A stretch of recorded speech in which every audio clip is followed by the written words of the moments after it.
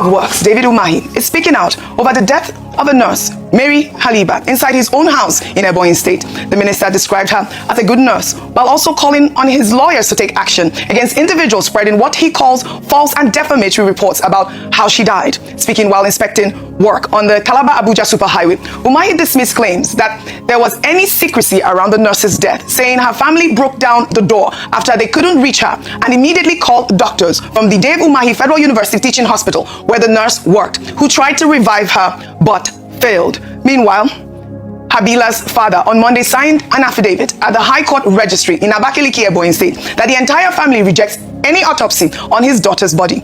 In the sworn document, Habila's father stated explicitly that she served as a personal nurse to Minister Umahi, residing at his guest house in Abuja and Ebonyi State in the staff quarters. He then went on to state that while Umahi ordered an autopsy, his family appealed against any medical investigation to leave her body and organs intact. I mean, you've seen the story trending, Ayo, and we've seen the affidavit that even the father of the deceased is saying their daughter died in her room, and that, all these stories that have been going around, whether or not there should be more investigations or not. I mean, I don't know your thoughts on the story. So beyond the person of interest who is involved in this case, who is the Federal Minister of the Federal Republic, is that there's a human being that has lost her life in very interesting circumstances, and then there are questions being raised. And for that purpose, I believe that where someone dies in questionable circumstances or just to ascertain the nature of death, a coroner's inquest is called for, and this is what Omoyele Sowore has now called for in the public interest.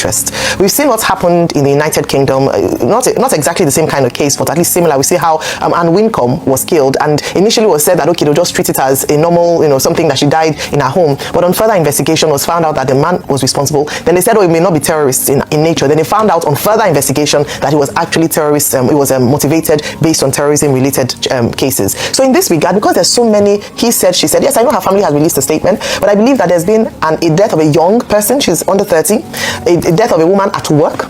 There ought to be a coroner's inquest at the very minimum. And also to be able to, for the person of interest involved, absolve, at least clear his name legally.